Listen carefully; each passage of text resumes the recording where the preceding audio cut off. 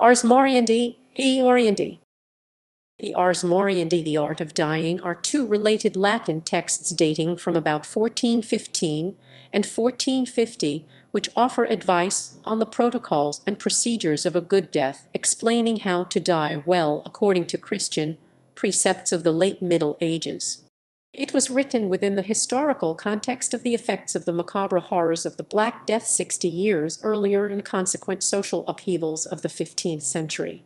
The earliest versions were most likely composed in southern Germany. It was very popular, translated into most West European languages, and was the first in a Western literary tradition of guides to death and dying. About 50,000 copies were printed in the incunabula period before 1501, and further editions were printed after 1501.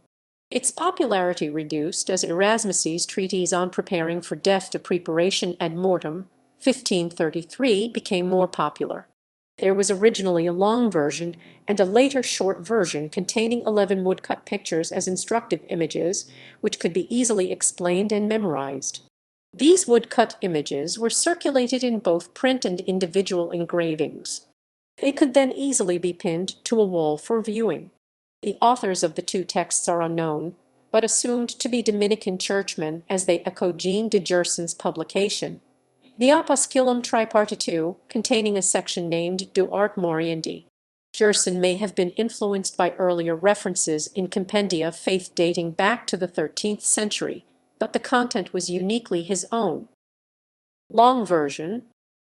The original long version, called Tractatus or Speculum Artis Beni Moriendi, was composed in 1415 by an anonymous Dominican friar, probably at the request of the Council of Constance 1414–1418, Germany.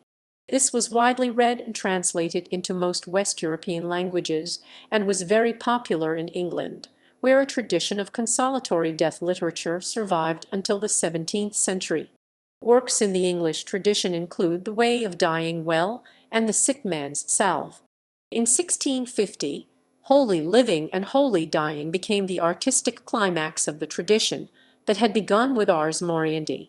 Ars Moriendi was also among the first books printed with movable type and was widely circulated in nearly 100 editions before 1500, in particular in Germany.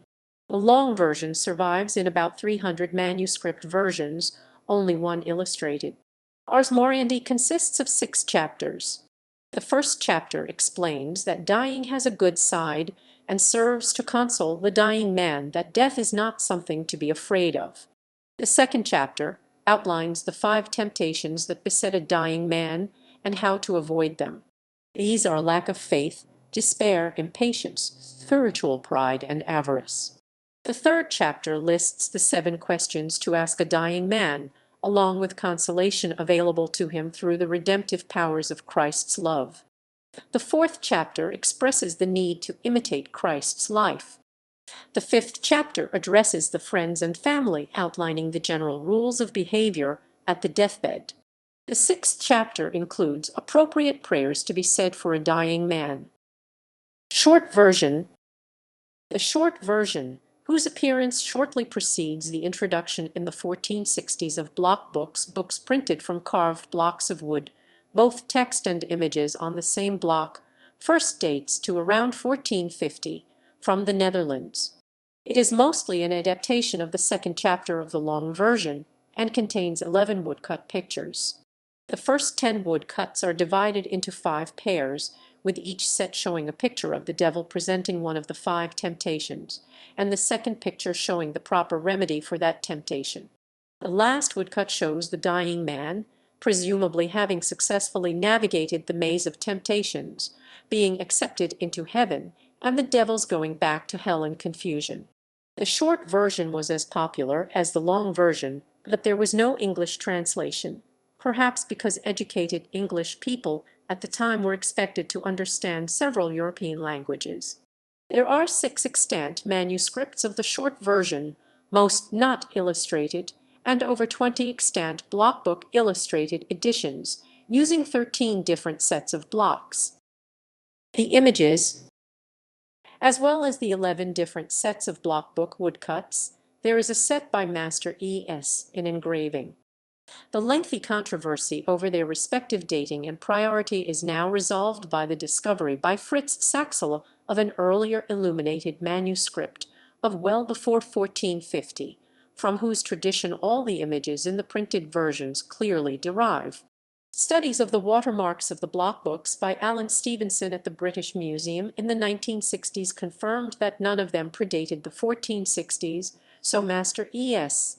engravings are the earliest printed versions, dating from around 1450. The images remain largely the same in all media for the rest of the century. There is the exceptional number of about 70 incunabulum editions, in a variety of languages, from Catalan to Dutch, the earliest from about 1474 from Cologne. Allegorically, the images depicted the contest between angels and demons over the fate of the dying man. In his dying agony his soul emerges from his mouth to be received by one of a band of angels. The soul was often depicted as a miniature person, who would either be escorted to heaven by the angels or sent to the fires of hell or years in purgatory.